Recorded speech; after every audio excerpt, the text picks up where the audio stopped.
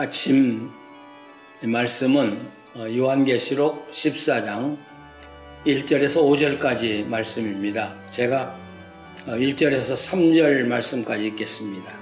또 내가 보니 보라 어린 양이 시온산에 섰고 그와 함께 14만 4천이 있는데 그들의 이마에는 어린 양의 이름과 그 아버지의 이름을 쓴 것이 있더라.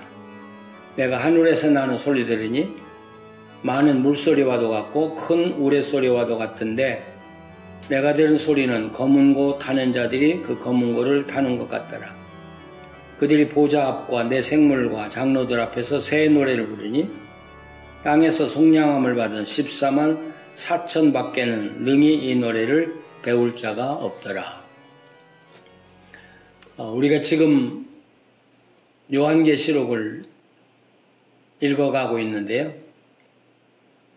요한계시록은 두 줄기로 되어 있죠. 첫째는 하늘에 속한 사람들, 그리고 두 번째는 땅에 속한 사람들. 또 이들을 신앙을 끝까지 이기고 승리한 사람들, 또 신앙을 버리고 타락한 사람들, 이런 구조로 요한계시록이 나눠져 전개되고 있습니다. 이렇게 보면 요한계시록의 메인 주제는 하늘나라에 속한 것이고 14만 4천인이라 이렇게 말할 수 있겠습니다. 그렇기 때문에 요한계시록 읽을 때 가장 중요한 부분은 6장에 그 순교자들이 주님의 보좌 앞에 엎드려 탄원하는 말씀과 7장에 14만 4천, 그리고 또 오늘 14장에 나오는 시온산에 서 있는 어린 양과 함께 서 있는 14만 4천, 그리고 20장, 21장이 요한계시록의 주요 줄기라고 볼 수 있겠습니다.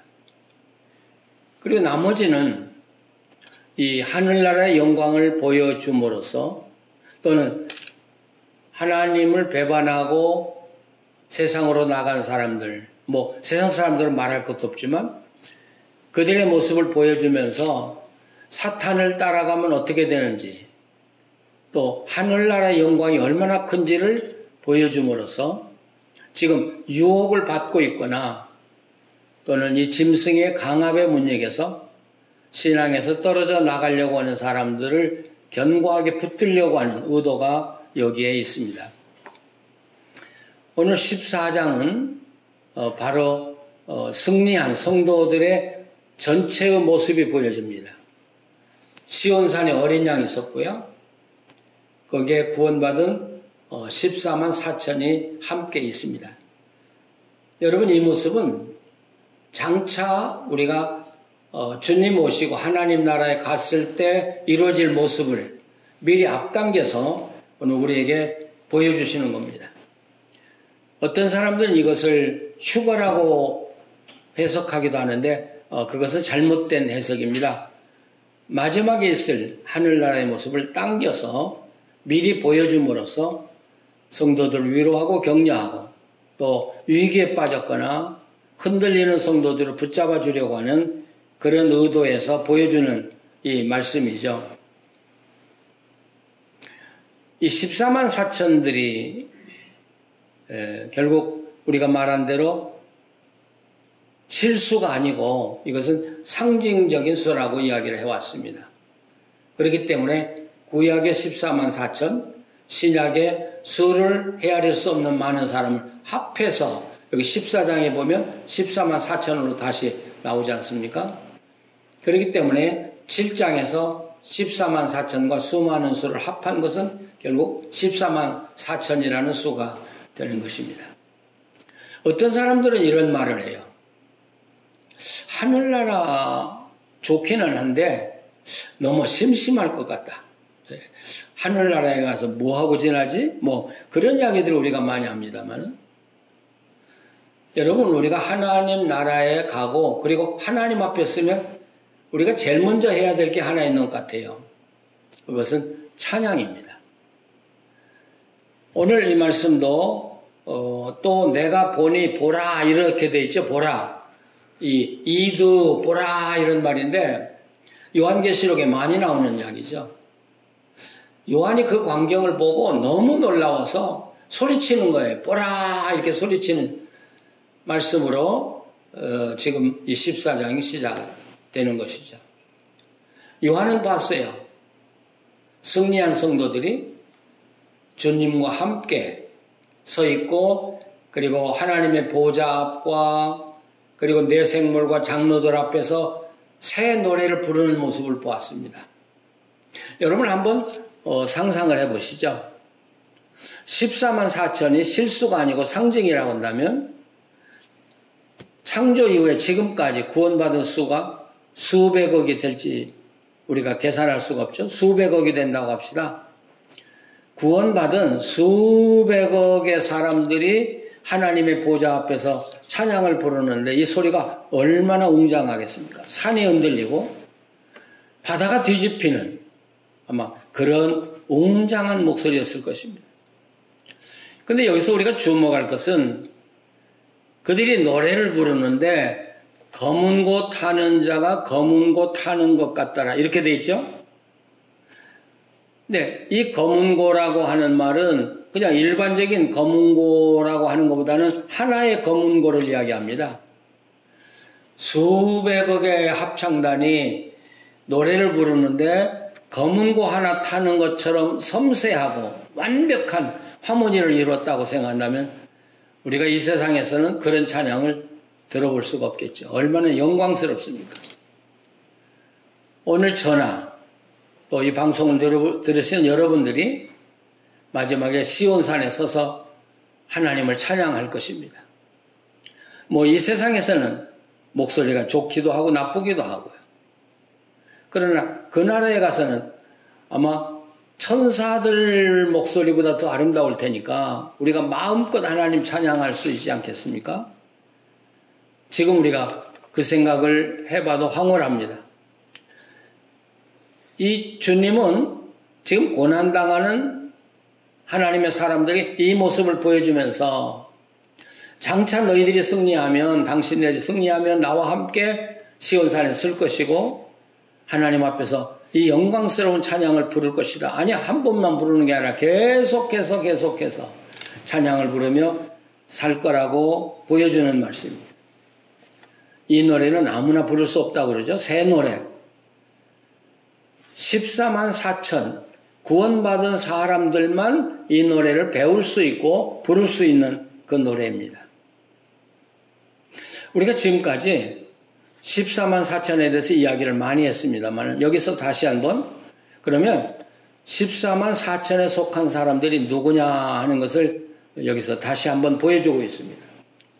제일 먼저 1절에 그들의 이마에는 어린 양의 이름과 그 아버지의 이름을 쓴 것이 있도다. 이렇게 됐죠.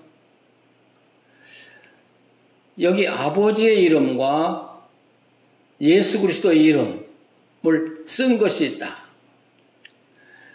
우리가 로마서에 보면 예수님을 믿지요?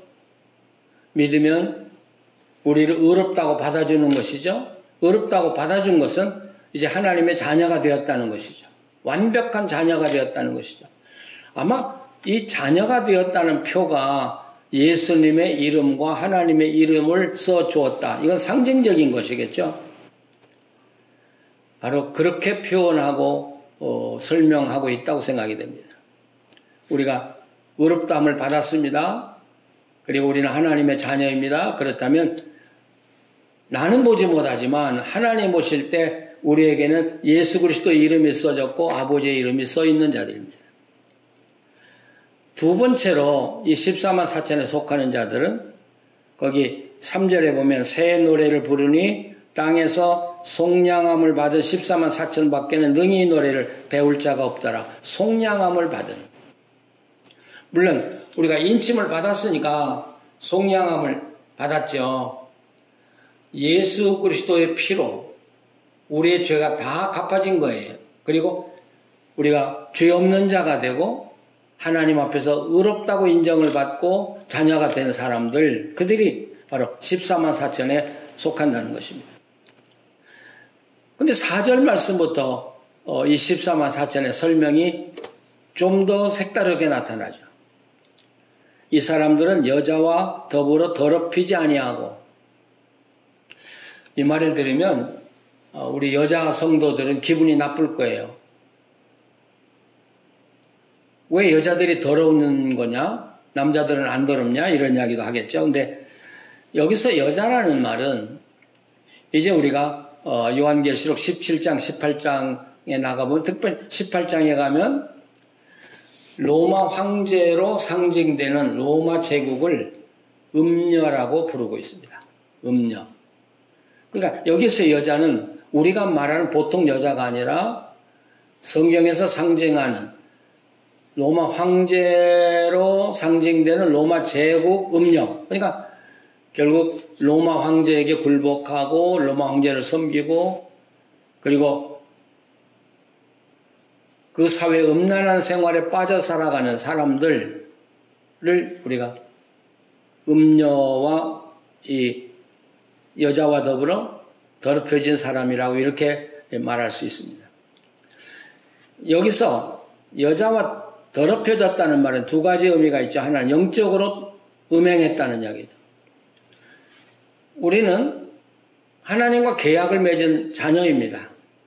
또 어떻게 보면 출애굽기 19장에 보면 우리는 예수 그리스도의 피로 새롭게 됐을 뿐 아니라 예수 그리스도의 신부인 교회에 속합니다. 그런데 이 신부가 예수님을 오직 한 분만 사랑하지 못하고 황제를 신으로 섬긴다면 그건 음행한 거 아니겠어요? 영적인 음행을 이야기하고 당시 로마 황제를 숭배하는 영적인 음행을 하는 사람들은 거의가 육신적인, 육체적인 음행도 하고 있었다는 사실이죠. 그렇기 때문에 여자와 더불어 더럽히지 아니했다 이 말은 영적인 간음과 육적인 간음을 다 포함하는 것입니다.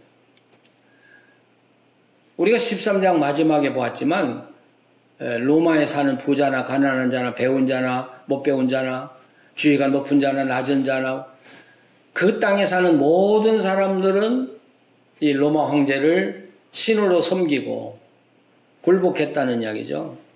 그리고 하나님이 선택한 사람들만 거기에 굴복당하지 않았다고 하는 말을 우리가 읽었습니다.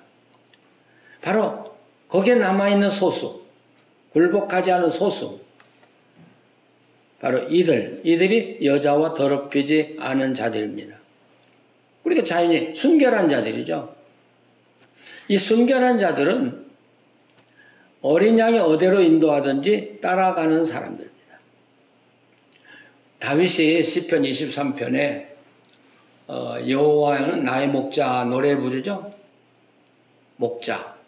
예수님은 목자예요. 선한 목자예요. 그분을 따라갈 때만 우리는 생명의 꿀을 먹을 수 있어요. 그리고 우리에게 평안이 있어요. 그리고 우리가 안전해요. 그리고 우리가 생명을 누리는 것처럼 살아갈 수 있죠. 거기에 절대적이 필요한 것이 어린 양을 따라가는 삶이에요. 오늘 우리가 교회를 다니면서도 어린 양 따라 살지 않는다면 그분은 예수 믿는 사람이 아니죠. 그리고 하나님의 자녀가 아니죠. 우리가 하나님의 자녀라면 속량 받고요. 예수님 믿고요. 그리고 예수님 인도하는 대로 따라 사는 사람이어야 합니다. 그들이 시온산에서 서서 하나님 앞에서 영광의 찬양을 부르게 될 것입니다. 자, 이들을 가르쳐서 처음 익은 열매다. 그러죠? 처음 익은 열매. 그리고 그 입에는 거짓말이 없고 흠이 없는 자들이더라. 이 첫 열매라고 하는 말이 참 우리가 이해하기가 그렇게 쉬운 표현은 아닌 것 같아요. 근데 이렇게 보면 좀 예수님이 첫 부활이죠. 그리고 예수님을 따라서 우리가 다시 부활하죠.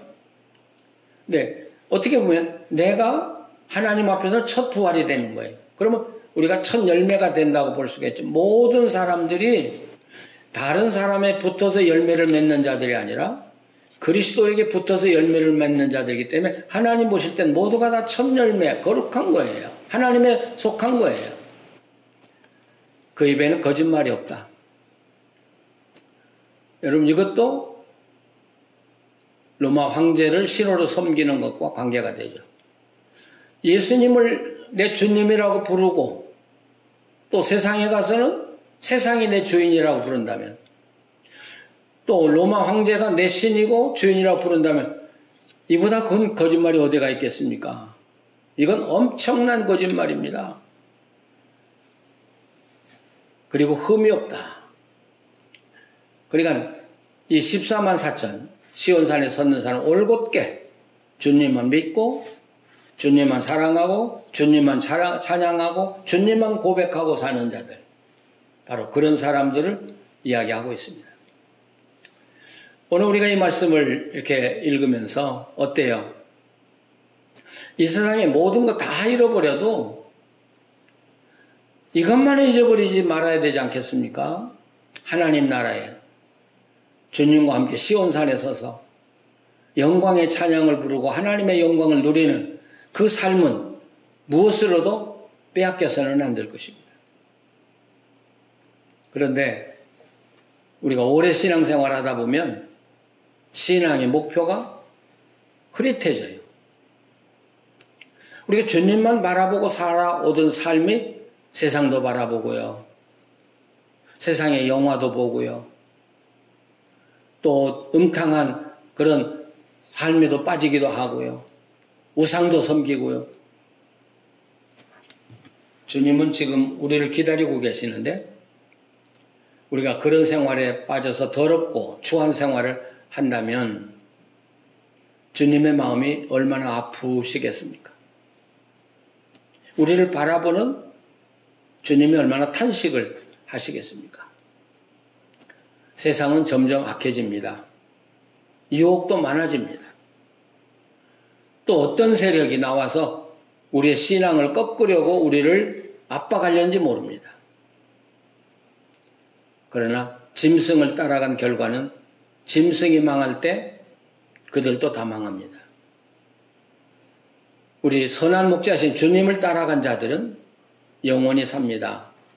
하늘의 영원한 영광을 누립니다. 하늘의 영광을 생각하면서 여러분 바르고 정직하고 정의롭고 깨끗하게 사십시다. 우리의 삶이 하나님의 영광이 되도록 살아가십시다. 기도하시겠습니다. 하나님, 우리는 미리 보는 천국을 오늘 아침 보았습니다. 주님의 계신 곳, 하나님의 보좌가 있고 천군 천사가 있고 그리고 내 생물과 12장로들이 있는 그곳에서 찬양을 부르는 성도들의 모습을 보았습니다. 하나님, 우리도 거기에 반드시 참여하고 싶습니다. 탈락자가 되기를 원치 않습니다. 성령님이시여 우리 마음을 주장해 주시고 생각을 주장해 주시고 우리의 말걸음을 주장해 주셔서 믿을 뿐 아니라 어린 양이 어디로 인도하든지 그대로 따라가는 우리 한 사람 한 사람 되게 하여 주시옵소서. 그리고 늘 주님을 사랑한다고 고백하고 또 주님 말씀대로 살겠다고 고백하면서 살아가고 그리고 이 세상을 밝게 아름답게 만들어가는 성도들이 되게 하여 주시옵소서. 오늘 이 땅에서 고통당하는 많은 성도들이 있습니다. 그러나 이 고통 중에서도 이 시온산의 영광을 바라보면서 힘과 용기를 얻게 하여 주시옵소서. 예수님의 이름으로 기도합니다. 아멘.